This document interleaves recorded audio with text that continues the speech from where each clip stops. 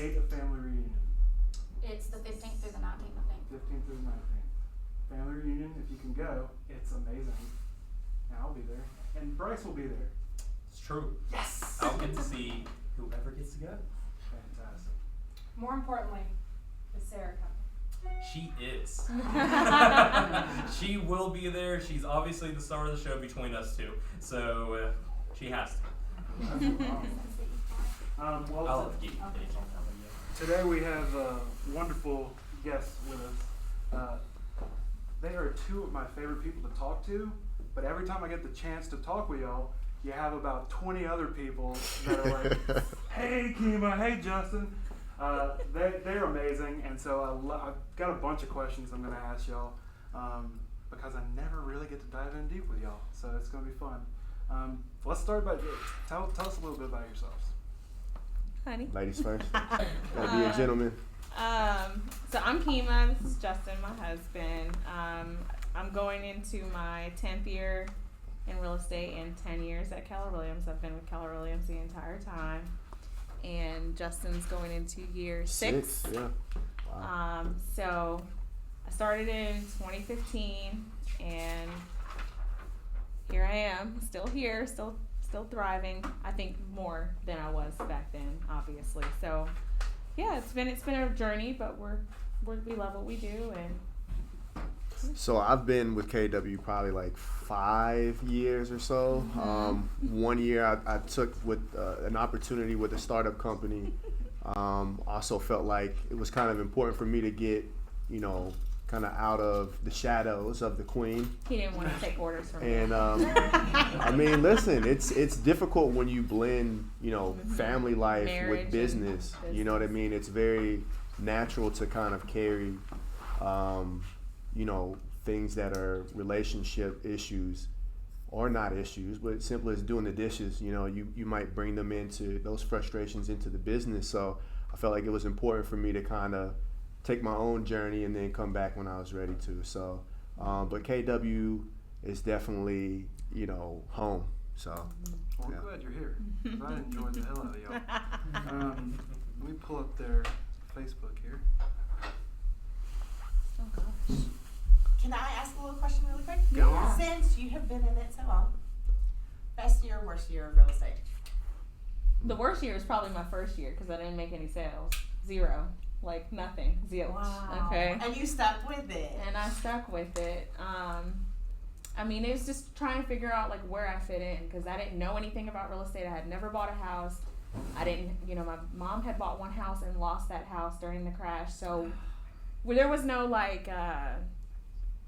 and I wasn't into the economy either. I didn't want to know anything about the economy really. Like that just wasn't what I was into. I thought I was going to be a pharmacist. And when I, had a child, our first child, he's 10, I decided to make a career change and, needed flexibility and felt like I wasn't valued at my job, things like that. And I went and looked at different careers. Was I going to go back to school? Was I going to get into real estate or do something else? And real estate piqued my interest because it had a low entry threshold for like how much money you needed to get started, but also no cap on how much you could make and the flexibility and things like that. So I took a leap. And here I am. So best year. What about best year? Best year, 22 for sure. 2022.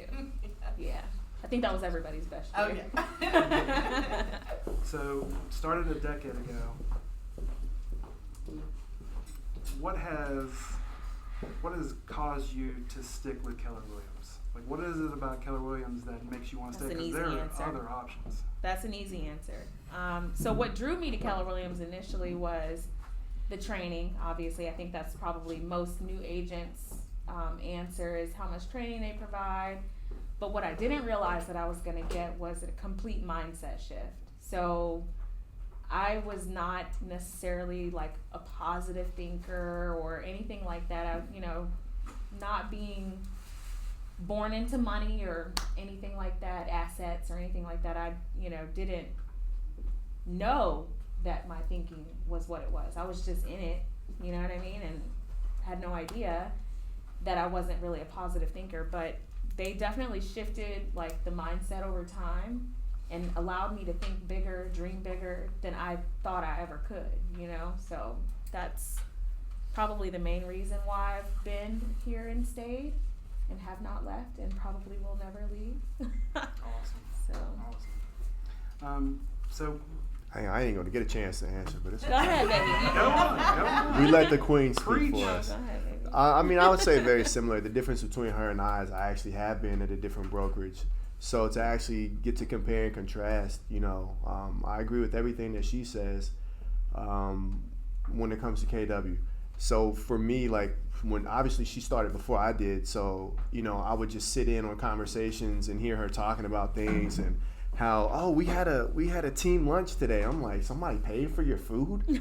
Like what? Like, we had a motivational speaker come to the office today. And I'm just like, damn, like why? How do they every week it was something different? And I'm just like, I want to be a part of something like that. And luckily, I now have that experience. So night and day difference from the other brokers that I was at. So Right on. Good. So, I want to ask, being in a decade, Kema, what were your biggest challenges starting out, and how did you overcome those when you first started? I think the biggest challenge for me was like believing in myself. Like that was something I just felt like nobody was gonna want to work with me. I was young, I was 26, new mom, very unsure of what I'm doing there, right? Just had no prior experience in real estate at all. And also, you know, if I'm being very transparent, being a black woman, I just thought people weren't gonna want to work with me. They weren't gonna think that I knew what I was talking about or whatever, and I almost quit like 1,000 times. I don't know how many times, y'all, but like I'd come home and tell him my thoughts and struggles, and he would just encourage and tell me to keep going. So I've got goosebumps right now because this is so much like me and Amber. Like it really is. I bet. I can only imagine. It's a lot of stress too, like being in this business and not knowing where your next whatever's gonna come from, you know, and it's kind of a struggle. It kind of messes with your mind a little bit. Like, am I doing enough? Am I doing something wrong? Still. Yeah. Still, Yeah. you're 10 years in. I and wouldn't you say are that. super No, successful. I wouldn't say now as much, but back then, I don't worry now. I used to worry, you know, if it gets slow or I don't, you know, if I didn't hear back from a client or something like that. Like I used to worry a lot more, and I don't worry as much anymore. It's kind of like, you know, at some point, it's like, okay, I've made it this far. It's got to continue to go unless I just don't continue to go, and I'm continuing. So Love it. That's awesome. yeah. So, did Kema have to kind of convince you to come on, or were you like, I'm coming on? I feel like I had to convince him a little bit. I don't know. I mean, I think that it took very little convincing for me. I've always been the type of person to try my hand at different things. As Kema said, you know, obviously she's black, right? I'm biracial. My mom is white. My dad is black. I kind of grew up looking at both spectrums all the time. So it kind of not only has from that experience, but it just rolled into like how I view the world. So I'm always kind of like approach things from trying to understand both aspects. And, you know, just to kind of backtrack when she told me like, well, you know, I just feel like, you know, a lot of people aren't going to want to work with me because I'm black, you know, and I was like, you just can't think like that. I mean, and it's funny because when you get to Keller Williams, they talk to you about limiting beliefs all the time. Oh, yeah. And so I think for not only her, but most of it's really it's really like it can be a challenging process to overcome yourself more than the outside world. Mm-hmm. So I think that, you know, as far as like her trying to convince me to come on board, prior to even doing real estate, I took care of autistic adults for a living. Oh, wow. I had a clothing line. I published a book of poetry. I did music. He's all over Did the place. did an album, very creative things. And as soon as I moved down here, I got a job. actually, this is kind of the crazy part of our story. So I got fired from my job like 3 months before we had our first son. And we had to leave where we were at and move to Nashville and stay with my mom for a few months. And so it was me, her, our dog, and our new baby all in one room. And it was just a complete shift in our lives. And so she quickly ended up moving back down here to Georgia. I had a friend who got me a job working for Budweiser. Never seen myself driving trucks. I'm coming from doing all this artistic stuff to now I'm rolling beer for a living. And so when she ended up getting robbed at a BP gas station, Oh, wow. and At gunpoint. with With the baby in the back. and so at that point, you know, that was like on a Tuesday or Wednesday. Friday night, when I was at Budweiser, we had to be there like 3 in the morning. Just a little preface too. So I had come back to Georgia and was staying with my mom. You know, we knew that we were going to shift here at some point. He was still in Tennessee when this happened. So I was maybe here a week when that incident happened. So I worked from 3 in the morning to about 5:30 at night, drove home, changed, ate dinner, drove 3.5 to 4 hours down here, woke up the next morning, was just exhausted. I had packed just one suit and I drove to the nearest Budweiser, which was like 20 minutes away, and they gave me a job on the spot, and I was here 2 weeks later. So for me, when we talk about did it take a lot of coercion from her to get me to join, you know, it really didn't, because I went from that job to driving, actually to getting my CDL there so that I could make more money. Then when I left there, I went to another job with US Foods to be able to get more money. And when she talks about her first year being difficult, it was really because it was 1 foot in and 1 foot out. Yeah, she was trying to work part-time, and then she was also trying to do real estate. So there's a natural frustration when you want to be all in with something and you just can't do it. Mm-hmm. And so she told me, she was like, Justin, I just feel like I could never be successful in this if I don't give it 100%. And at this point, I had taken enough steps to double and then triple my pay, and I was like, go do it. The whole reason why she started real estate is because she seen me doing all these things that I wanted to do to explore, you know, just expressing who I am as a person. And so I always told her, I don't want to be the source of your happiness. You know what I mean? Like, I want you to find that for yourself.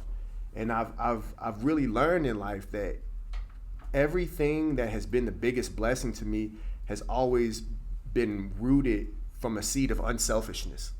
Amen, bro. So, you know, when I got the job at US Foods, I had already been through, you know, that type of work when you're driving and delivering stuff, it's backbreaking labor. And in my mind, I thought growing up that if you worked really hard, like, that was something to be admired. And so I don't know that I had the trust and faith in myself that I would have the mental capacity to be the kind of person that I needed to be, to not have to depend on my body. Mm-hmm. And so when I started at US Foods, I knew I couldn't continue. I was having back problems and shoulder problems and stuff, and you know, I wanted to be in good enough shape to play with my kids. And so I promised myself that I would only stay there for 2 years. And to the day I quit on the 2 years. I gave my 2 weeks, but on 2 years I was done. She said, I want you to come work with me. Right before this happened, you know, I had injured my back maybe 6 months before leaving and transitioning to KW, and you know, it's a. You forgot about the car accident. I'm getting there. So it's a very, in those type of like physical labor jobs, it can be very like a lot of locker room type of, you know, vibes where it's like if somebody gets hurt, you make fun of them. You know what I mean? Like, oh man, what happened to you? Like, oh, you can't do it, huh? Oh, yeah, you know, and it's kind of like a toxic environment to be in. And so like that really had took a toll on me as well. And so maybe a month after that, I was driving home from the job and ended up falling asleep at the wheel and getting into a really bad car accident, and I almost died. You know, I barely escaped that. And so, you know, at that point it was just kind of like a realization, like I just can't keep doing this. And so when she told me, that was, I think, in February. Like, so I left in 2018. I left in May, I believe. Of 2019. No, I left in March. I'm sorry, I left in March. 2019. And in February, she closed. She had like her first really big month where she had two clients that closed on a purchase and a sale and made like $20,000. And that's It's when not a lot now. and that's It when was a lot back $20,000 then is like, $50,000 now. So I was just like, whoa, like that, like, you mean we can keep doing that? Like, that's not a one-time thing. Like, we can keep making money like that. And to me, that was all I needed to see to be like, this could be something that could be life-changing. So how did business change once Justin came on? Ooh, it was a transition for sure, because I was used to just doing it by myself. So you were just a single agent at this time. At that time, yeah. I did join a team. So I got in 2015. First year, made no sales. Second year, joined a team for about 8 months and got out of my own way. Like, I learned how to cold call people and, not be nervous doing that. And I was also still working part-time as a pharmacy technician at Wellstar and Walmart. So I had 2 jobs plus real estate. And I ended up, I know, right, no biggie.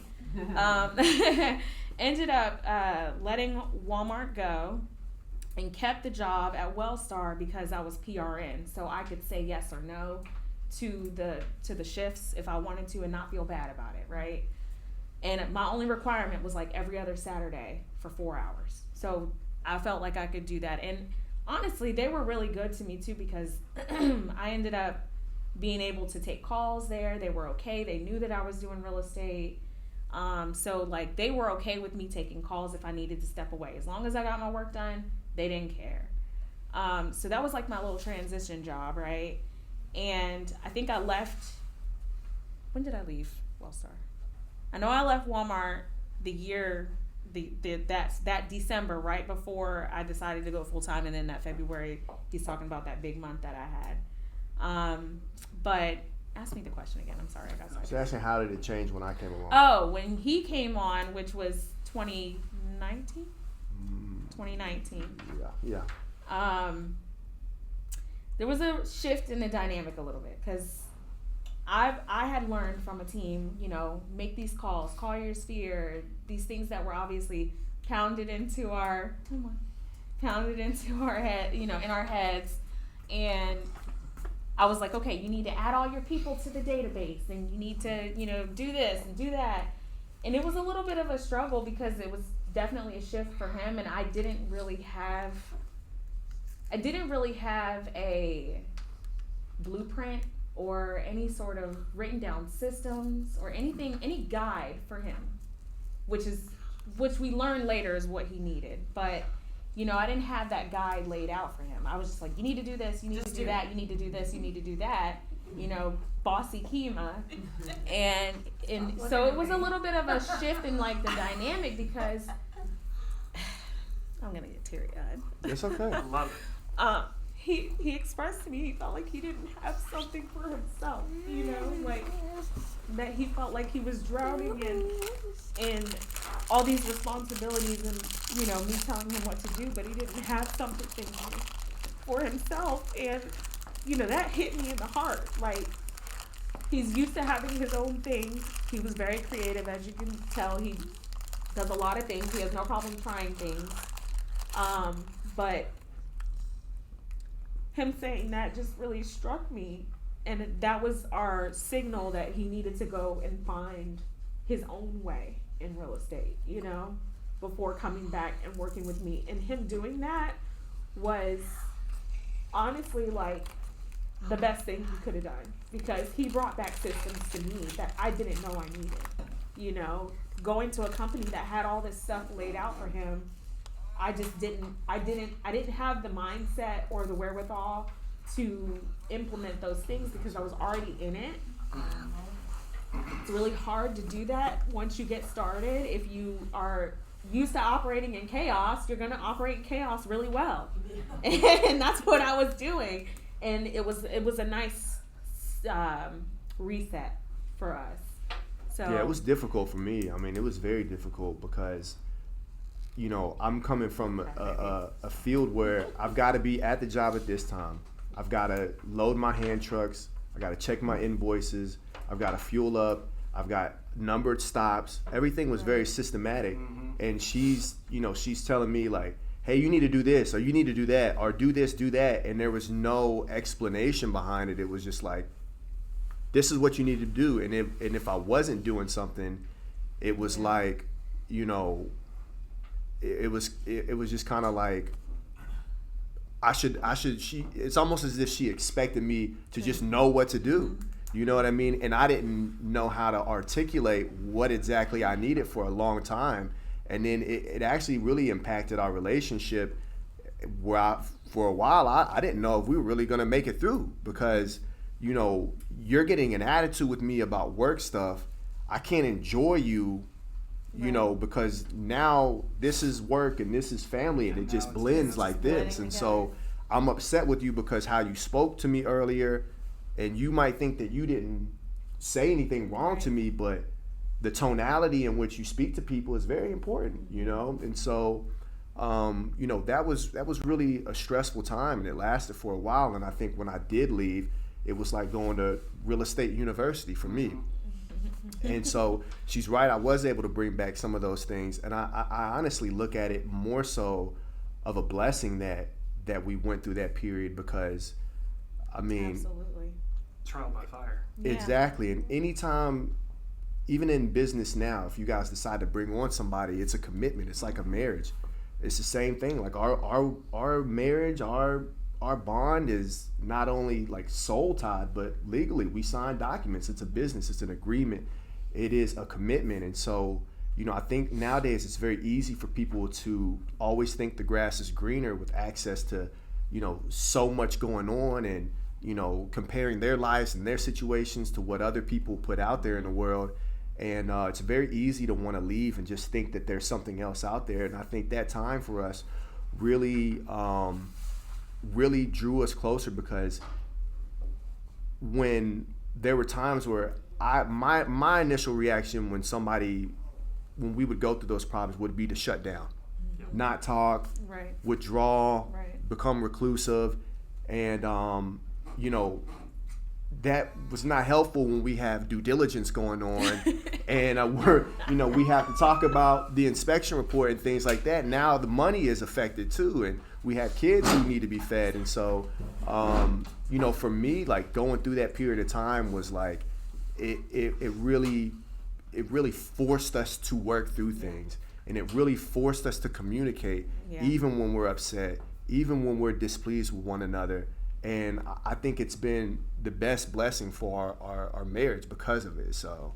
And then the pandemic hit, right? So this is 2019. Then 2020 comes and the pandemic hits, and we were sailing through. Yeah. Because we already had gone through. It was like God had prepared us for that time for us to just be rolling, to be able to communicate well, to be able to work together well, because we had already been through the hard part. Yeah. So how like a lot of people, like the divorce rate went up during COVID. For us, we were just like, man, people are dropping like flies, but we're good. Like, well, we As we're used to being with each other. I don't think we understood. Right, like, I don't really like exactly. you. It was like we had already been prepared for it. It was like everybody God had else prepared went us through the what year we before. had went through, but during COVID, but we had just went through it prior. So Yeah, We were prepared for it. absolutely. We've got so many dual career agents. yeah, And one thing that I've noticed when I talk to them and they come in, if they come from a job like that, it's very structured, very regimented, they have a problem coming into this world of chaos, whereas you're just like trying to do 18 things at once and you're just flying by the seat of your pants. So that's why I'm like super grateful for the coaching program that they have set up now, because there is a way out of that. You know, you that don't- wasn't there for me when I got here. Yeah, and that's So- such a useful thing. So I hope dual career agents will see this and be like, Me too. there is a way out. You just have to work hard and do it. When y'all finally hit the groove together, was there a moment where you were like, all right, we're a finely oiled machine right now. We got this. What was your first big win as a team together? I don't. Yeah. Do you know that there was just one moment? I don't think there is. I feel like it was honestly. compounded wins. Honestly, Yeah. it got to the point where it was just like, and still now there's still a lot of things that we need to continually work at. Yeah, we're still oiling the machine. Yeah, like, for sure. I feel like it requires maintenance often, you know? You can never stop Often. sharpening You can't the stop- sword. Exactly.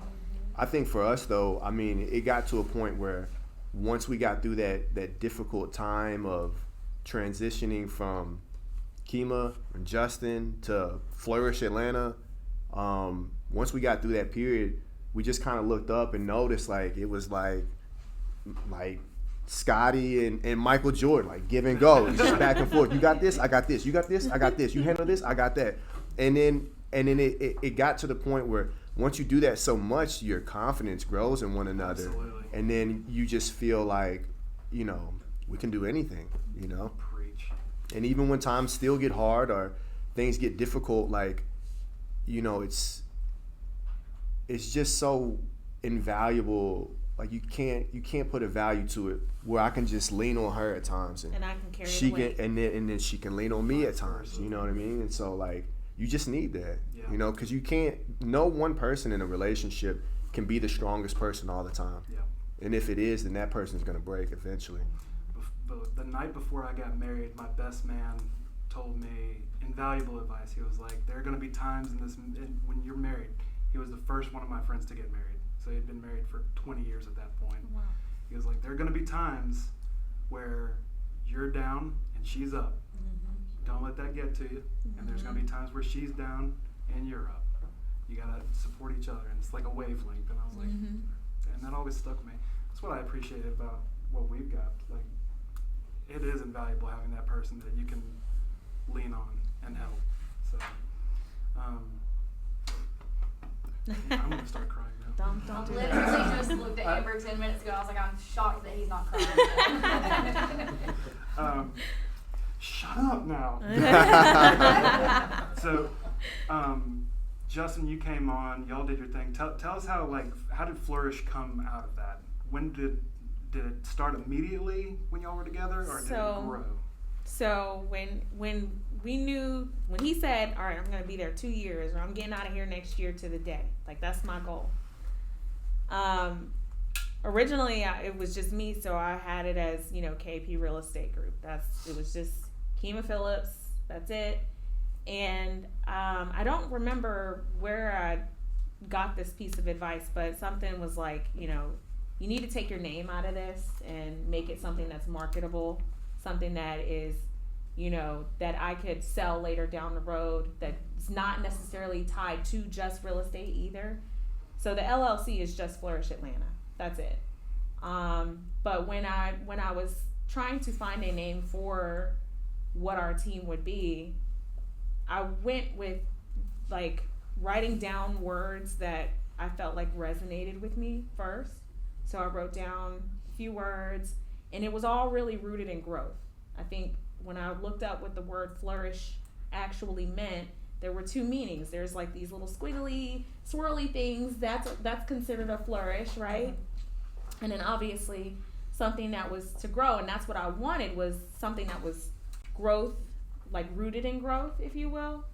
So when I got to that word, it really stuck with me for whatever reason, and I just added Atlanta to it, and I asked him what he thought, and he liked it, and that's kind of where it started. But it started in 2019 when he was coming on. That's when I did the LLC, I think in like December or November of 2018, and he was going to be joining me after March of 2019. So that's when it came about. How has it changed in the years? Have you added people, gotten rid of people? Okay. Yeah, we've hired buyer's agents, we've let buyer's agents go, we've had several assistants. The assistant we have right now, she's been with us for 4 years. Yeah. Oh yeah. 3 or 4 years now.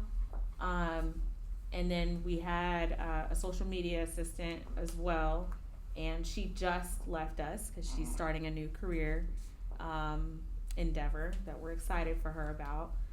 But yeah, I mean, we've hired people who were clients of ours, we've let them go. And we're still friends, which is good. So yeah, we've grown. We've what do you call that? It's Shrink. evolved. Yeah, it's definitely evolved. I think, Mhm. if you know, from my opinion, I feel like people come and people go. I don't personally. I don't feel as though we've really captured the infrastructure that we need to support people. So I told her I'm cool on hiring people. For I now. feel like we kind of got to get down what we need to get down first, and then hire people, because when they come, I want them to be able to feel supported and like they can stay. And for us right now, like, just being honest, our life is very busy, you know, and so like it's taken us a little bit longer than I think we would like to, you know, adopt the proper formula. But I mean, everything comes when it's time, you know. Right now we have a 4-year-old, we have a 10-year-old, we have robotics, we have karate, we have soccer tournaments. We have we have a lot going on. So until we get that formula down where the infrastructure is there to support it, we're kind of like, let's keep from hiring and firing and just keep perfecting what we got right now. Who's been your most valuable hire? Probably our transaction coordinator, Yeah, she's honestly. amazing. Yeah. Yeah. We've had her for about 4 years now. Was that the first piece? Like, after Justin came on, was your transaction coordinator like the first person, your first hire? Yeah. Yeah. Yeah, I would say so. Yeah. Yeah. So your next hire, what would your next hire? Probably another assistant, a personal assistant. That's what we're looking to do. Yeah. Is get someone who can handle a lot of the minutia of the day. Yeah. And then after that, I think at that point, once that person's like, you know, real solid in their role, then we would consider, you know, a buyer's agent or something like that. Gotcha. Okay. So you mentioned your social media person just left. So that means all of it's on y'all For now. for now. For now, yeah. So how do y'all connect with your market? Is it mainly just social media? What do y'all do to get out there and connect with your A community? lot of different things. You know, DTD2 is great. You know, having a Can you scheduled call. explain that? Yes, do the database twice is what that means. So there's a sheet that you can follow, and it has, you know, 2 letters each week that you can call and text, and it's based on their name, right? So you call and text those people, and it allows you to get through reaching out to your database twice, like fully twice through the year. And social media is also helpful, like just keeping that top of mind is really what it is, showing that you're working, that you're still doing real estate, but also showing not just business, because people don't want to see that all the time, you know, showing your family and what you do for fun and Reminding things like people that. you're a real human Yeah, being. that you're a human and not AI, right? So I would say those are the 2 main things. We also sometimes call expireds and for sale by owners and get business that way. Yeah, I mean, it's. Do y'all have like a set system? So you do your database twice. Are there any other systems that y'all use? Do you have like a daily thing that you do every day? Or is it just like do what needs to be taken care of? This is why I said personally, I feel like we have to get down our system first, because Yeah. I feel like, you know, you mentioned us, the world of chaos, and it's still pretty chaotic, to be honest. It's just a little less chaotic than it used to be. So I think for us, honestly, our biggest strength is that we're, you know, not to toot our own horn, but we're very like genuine people. Yeah, absolutely. And I feel like when we meet people, you know, she drags me everywhere. So if it were up to me, I'd be at the house all the time playing video games or something. But, you know, we're always constantly either out with the kids, hanging out with friends or clients and things like that. And we just organically meet a lot of people. And that's where a lot of our business comes from. Yeah. And we try to stay in contact Yeah. with them and do things with them, like really connect with them outside of real estate. Like, you know, let's go get lunch, let's go get coffee, let's go here, let's go there, let's go to the park, let's get our kids together. You know, stuff like that I think Genuine really helps. Yeah. So Yeah. what I'm hearing is y'all are not transactional No. necessarily, more No. relationship based. I could never. I don't What think do you guys I'm want not to genuine disprofile? if I do that. What do you guys on a disc profile? I'm technically, what do you call it? A D. Okay. I haven't done a disc profile in Man, forever. yeah, I don't even remember. My gosh. I'm like, is that I'm the a color D. one or the like letter The one? color code. Yeah, Which yeah. one is that? I think I'm yellow. You are yellow. You are definitely a high eye. For sure. I'm a Yeah. high D. I don't know if he knows what his is I or if he really don't know. remembers, Yeah. but I feel like he's a C. What would you say? You give me high eye vibes. Really? Yeah. What's the I? You're The just eye. Be out, both. you're out there. You're Yeah, just you can be both. very charismatic. You're very interacting, caring about people. I feel You're like I very was pretty laid back today, but You are. Behind the curtain, I don't know what you're like. yeah. Maybe Well, you brooding, see me in maybe Vegas last brooding. family Right. reunion. Yes, I did. Let's go. Throwing them dice. I'm gonna keep him. Okay. So, what has been like your biggest challenge in this market right now? In this market. In this market, where we're at right now, what is your biggest challenge? Staying positive, I think, for me, just like the mental struggle of like sometimes you want to revert back to that old self of thinking like, man, what am I doing? Like, should I go get a job? Should I go do something else? Like if it gets slow. And the moment that we let that go, you know, it's like, oh, 5 people called today. You know what I mean? And they're wanting to go out and look, or they want to meet, or they want to sell, or whatever, you know? So I think it's just, for me, it's more the mental Man, it's so much struggle. The further along I get, Yeah. the more mental. Oh, it is. absolutely, because it's just more stress, more weight, and you almost look at yourself in the mirror and be like, you know, you don't want to be shameful because like, oh man, I'm 10 years in, it shouldn't be taking this long for somebody to buy a house, or you know, for somebody to sell this house, or did I price this wrong? Like second guessing. We are always doing that. You know what I mean? Like, so I think just the mental struggle is more the struggle for me. Yes, ma'am. The biggest struggle so I feel like I'm looking at a mirror here and For real. hearing It's- everything. it's- Like Lauren even said it to me. So I would love to know your take on burnout. Oh, Because I have, burnout's hard. I have hit I that. already- I would I say have 2 too. solid times in my career. And For sure, I've had it one solid time. I think it was last year. Yeah. At the beginning of last year, I didn't want to get out of bed. It was really difficult, and I can tell you what has been helping me. Taking small moments of meditation, just being with yourself. Like, I go in the closet, in my closet, and lock myself in the closet so the kids can't, you know, whatever, or let him know, hey, I need to take a moment to myself.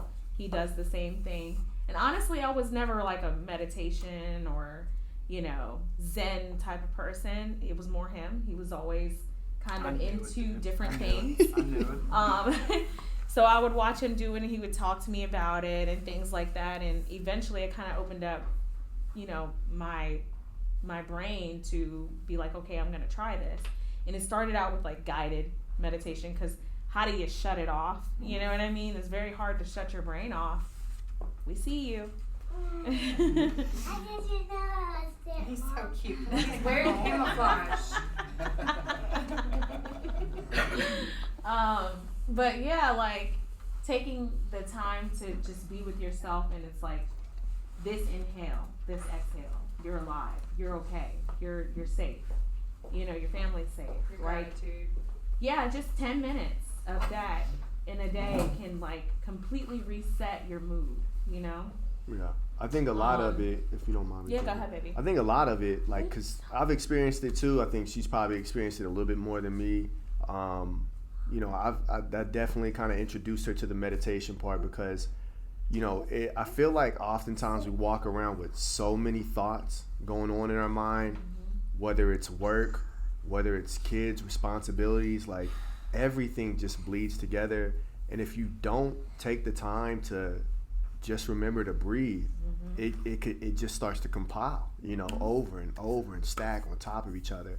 And while the meditation has been helpful, you know, I think we all get so lost in serving other people that we don't take the time to serve ourselves. And so for me, like, I just went through this maybe in December. So we're working on a renovation of the downtown Dallas office. And, you know, we had a client of ours who lost his wife and had to sell a property and was short on funds. And so I kind of had a little mini renovation for his house. So I was feeling overwhelmed. Plus we had, you know, soccer on Mondays and Wednesdays and karate on Tuesdays and Thursdays and soccer tournaments on the weekends and robotics on Mondays. And so for me, it got to a breaking point when I got a letter from the Georgia Department of Revenue telling me, hey, you know, something is wrong with your payroll taxes. And I'm just like, you know, and so this is around the holiday time. And, you know, fast forward, what I realized is like, I'm not doing anything for myself. Like, I'm just serving everybody, whether it's clients, whether it's my wife, my kids. Like, I'm not doing anything for myself. And, you know, I think my younger self would feel really bad for me if he looked at where I was at the time. And so I tried to figure out what can I do to make me feel better, because it feels like everything is just about everybody else. And I was talking to a friend of mine, and he kind of inspired me with a conversation that he and I had. And it actually gave me the inspiration to write a book. And I'm not like an author by any means. I've journaled to kind of like get things off my chest. And the only reason really and truly why I journaled is because I felt like when it's my time to go, I don't feel like there would be anything more valuable for my kids to have than to be able to kind of read my inner thoughts. And so I think part of my creative nature is, you know, wanting to leave an impact on the world in a positive way, and wanting to, you know, express myself in a way that would outlast my physical body. You know what I mean? And so I started working on a book, and I've been probably working on it for like a week and a half now. I just made an appointment with myself, like every night from 8:30 to 9:30, just work on it.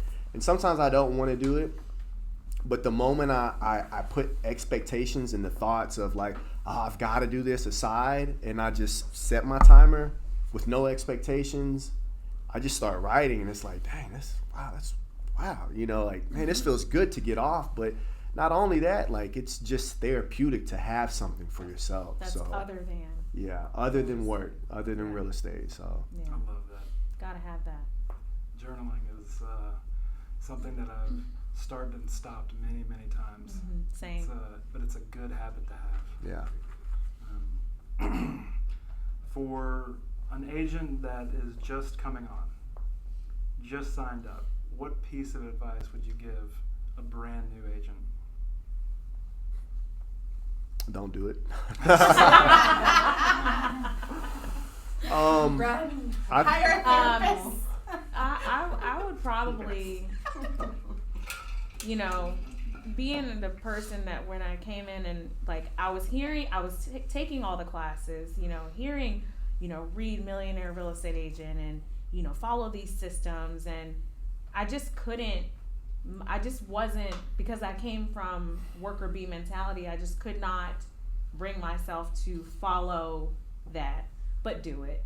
Like, having your systems and everything set up from the beginning is super, super important. Instead of having to, it is a fast forward button.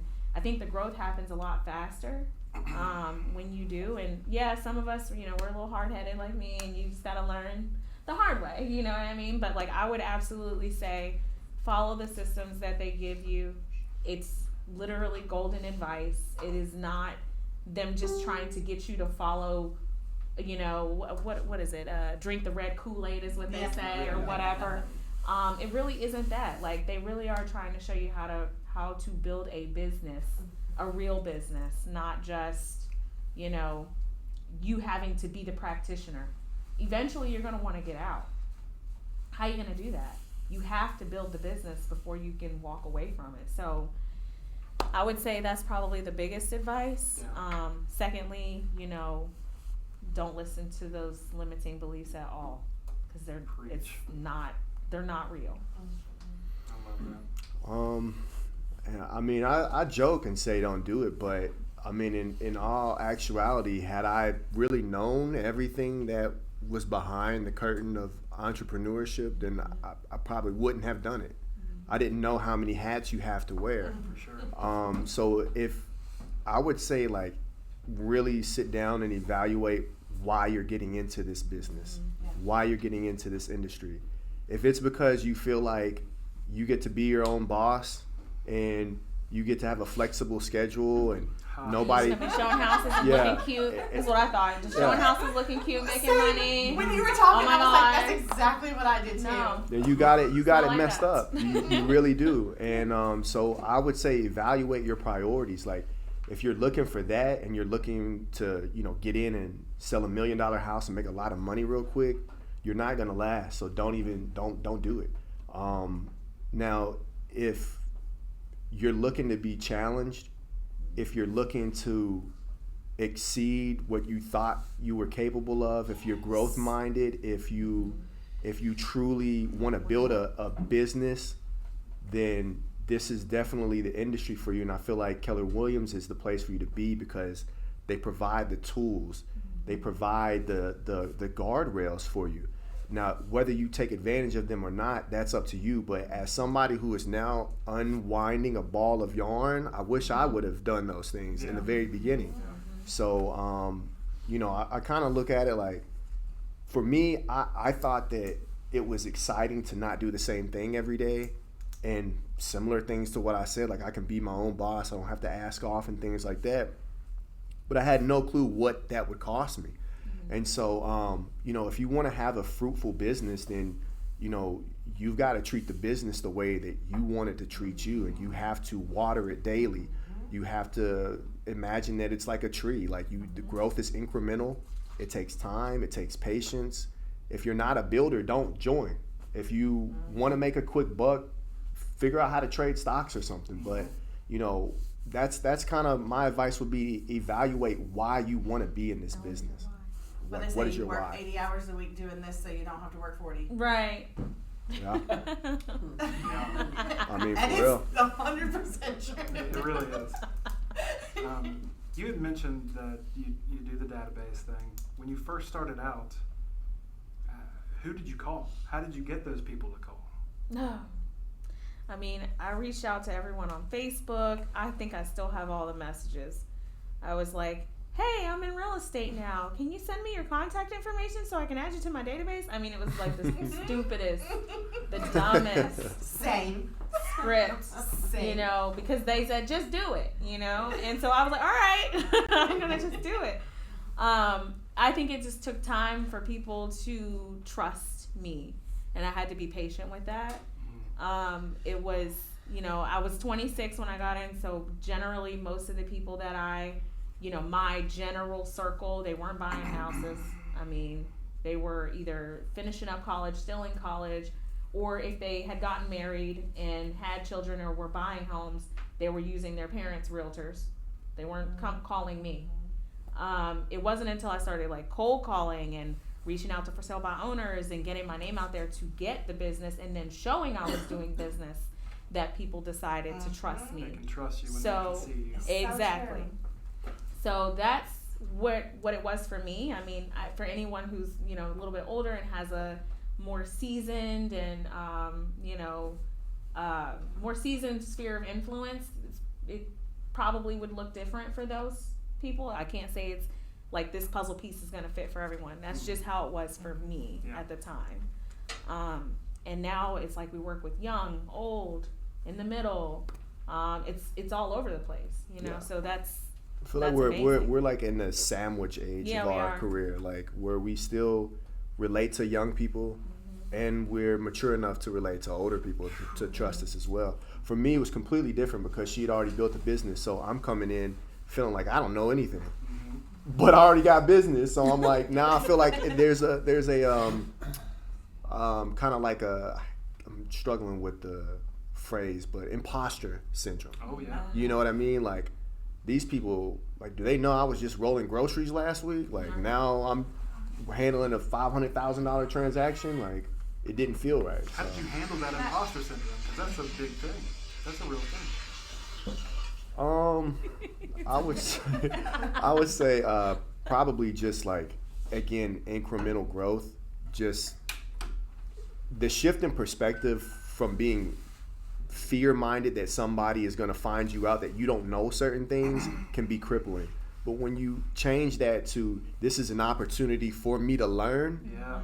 then it becomes very empowering. And that's kind of what helped me a lot. Yes, ma'am. You said it at one point everything was disorganized and it took a little bit to get everything. What did you use to get there, to get organized? They going from a A new coach. agent to a coach. Yeah, so we took a class that was called what was it called? Know your numbers. Is that what it was called? No, Run Your Business Like a Business. That's That's what it. it was called. And the guy who was Kalinsky. teaching, yes, it's a Bob Kalinsky class. Bob Kalinsky's like this major legend in the real estate industry. His daughter, Anna Kalinsky, is Anna Kay in town, if you know who that is. And they had this class that they were doing called Run Your Business Like a Business. We committed to going to every single one of those classes, and it helped us get our infrastructure correct, like, you know, making sure that you have the LLC and your business account and how those accounts should be structured and where the money goes and how you eventually build wealth. And the guy who was teaching that class, his name is Jake Smock, and I think when we started the class, it was like a 12-week program. We did go to every single one. At the beginning, the room was packed. It was full. By the 12th week, there was us And Jake. and Jake and maybe one other agent. And, you know, people were committed, but they didn't commit fully. And so we were able to connect with him on a more, like, It intimate was level, one-on-one, personal level, really, yeah. one-on-one, and we took him on as our coach to help us get the infrastructure together. And we took an entire year to do that. I think that was a big part of Step it, by step. but also, like, even prior to that and leading up to that, like, for me, I kind of figured out that, like, I need to know what I'm doing, like, day by day. Like, I am way more I'm a list maker. So if I don't have tasks, then I don't get things done. That's why y'all work so Yeah, hard. And so once I was able to figure that out, like, for me, for her, it was like everything is just up here. And I was like, I can't do that. So I use my, I should have used Command, but I use my Apple Notes because that's just what was available for me. So I put in each client one by one, and I would put the task that I needed to do for them. Then above that, I just put in Sunday through Monday or Sunday to Saturday, and I would intertwine, like, the tasks that needed to be done. Okay, I'm going to put this under Monday. I'm going to put this under Tuesday. And then I would build off that. Before I go to sleep, I figure out, even now, like, I figure out what do I need to do for the kids. I look at the calendar. We actually put things on the calendar now. And that was never really a thing for us. So once we figured out how to time block and how to, like, actually use our calendar, that helped a lot. And then just prioritizing on a daily basis really became something that made us a lot more efficient. And then he shared all those notes with me. So I got 1,000 notes and all the things that I need to do, which is great because I would not have done it. So it was very helpful for us having some sort of, like, plan Some sort every of plan, day. yeah. So yeah. Thank you for sharing. You're welcome. I have something. So, personality-wise, I think you guys are very much like myself and my husband. We, however, are pretty traditional at home. He's the boss, right? Well, I tell him he's the head and I'm the neck, but whatever. But my question, I guess, is more kind of for you. When you came in and she was the boss, like, she's running things, she's got it down, she's. This is a great question. I already How did you Great question. separate? Okay, at home I can be the boss, but here I need to learn from. I love that you asked this question. I gotta say that because, like, we've had this conversation. So go ahead, baby. Yeah, great question. I don't know that I ever really felt like the boss. As I mentioned earlier, like, I always told her, like, I don't want to be the source of your happiness. You know what I mean? Like, I feel like I'm on my journey and I want to be the best version of myself, and I just wanted that for her. And so like for me, it was never really about like, oh, I'm making all the money, so you got to do this, this, and that. It was never like that for me because, I mean, in all honesty, like my parents split up when I was like 7. So my parents had joint custody of me, and I used to spend like Mondays and Tuesdays at my dad's, Wednesdays and Thursdays at my mom, and then I would switch weekends. So my life was very like all over the place.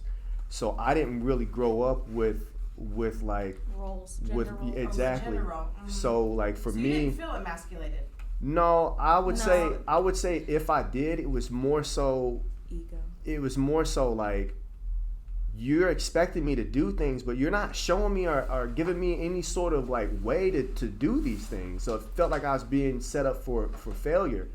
So like for us, like that was the difficult part. It was never really like, you know, I need to be the one who makes all the decisions and things like that. Like we have a very co-op relationship where, you know, we're like teammates. You know what I mean? Like, and if she has a great month or she does a lot of good things, like, cool. Like me and my kids reap the rewards of that. You know what I mean? She has a down month, I have a good month or something. Like, it's the same thing. So, You have said something though, like in the past. I think this is what I was taking from her question, and it may not have been, and I like how you answered it. No critique. It's just you've said things like, you know, when you expressed to me that you felt like you didn't have something of your own. That's what I mean. The ego So, yeah. part I got is you. what I wanted you to say because we had a really So good for- conversation about for that. exactly me- what I was asking. For me, I think it was very difficult because, you know, she's built this business, right? And you asked me to come on board, and now I'm here now, but you're not really, there's no role. I don't know where I fit in this. And if I was, a lot of times when I did things, it was my first time doing them. So I'm either doing them incorrectly or, you know, not coming off the way that she wanted it to. And that's the part of it where it felt like I didn't realize it at the time, but, you know, I felt like I was in a hole, you know, and I just felt like just darkness all around me because it's like, I don't know what I'm doing. She's not telling me, but she's upset with me all the time. But, you know, growth happens in darkness. You know what I'm saying? So I'm the type of person that I like to rise to the challenge. And, you know, I really had to do a lot of self-reflection. Like, why is this bothering me? If I don't know why, I can't tell her why. We can't fix the problem. So I've learned in life that, you know, it's always best to have a solution-minded way of thinking rather than being a victim.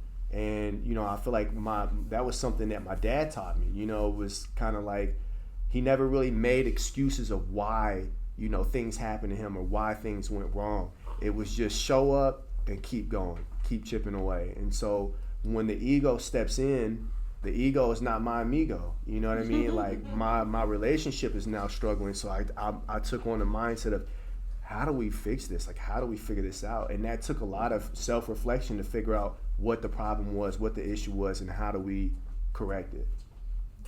Love it. Thank you. Does anyone else have any other questions? Yes, ma'am. Where do you get your fabulous wardrobes?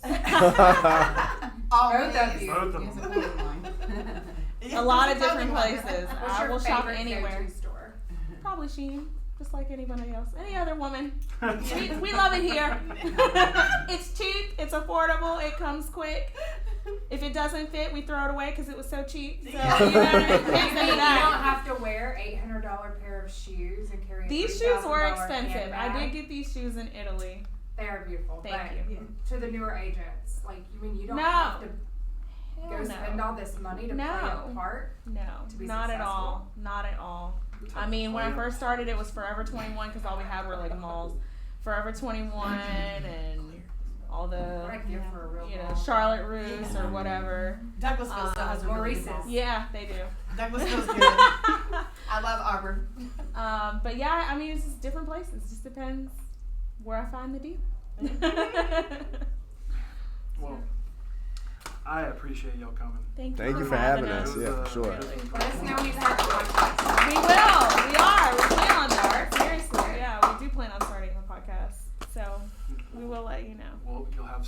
members. Yay! Can I ask Thank a y'all. quick question though? Yeah, Yeah, sure. yeah. I'm one of the brand new agents. I'm coming from Welcome. 21 year, thank you, 21 year career as a nurse.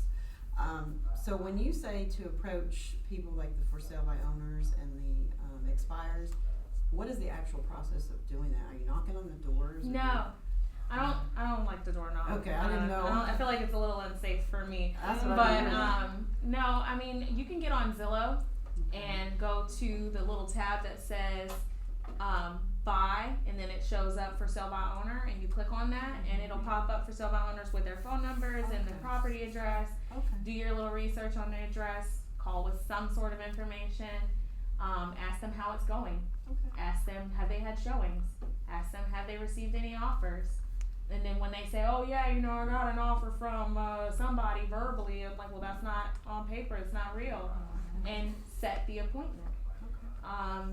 Also, I would definitely reach out to your former, colleagues. Oh, yeah. Like I got a lot of business off of former colleagues when they could see me in the pharmacy and still working and doing real estate, and then have a question about real estate, or we're thinking about selling our house. Like pharmacists were using me, which was great because they make great money. And you know what I mean? Like I know a you few. definitely reach out to those Go people, take those coffee nurses, and those donuts. doctors that you used to work with, and Right. ask if you can sit down with them. And that's what I would do. Definitely my plan. Okay, thank you so much. You're Appreciate welcome. that. Thank you guys. Follow them on Facebook. I prefer Instagram. Instagram, really. But that's Flourish fine. Atlanta. Either one is good. Yep. Thank you guys. Alright. Y'all have a good Thank one. y'all. Thank for you, having everybody. me. My man, appreciate it, brother. Thanks for having us out. Thank you. So much fun.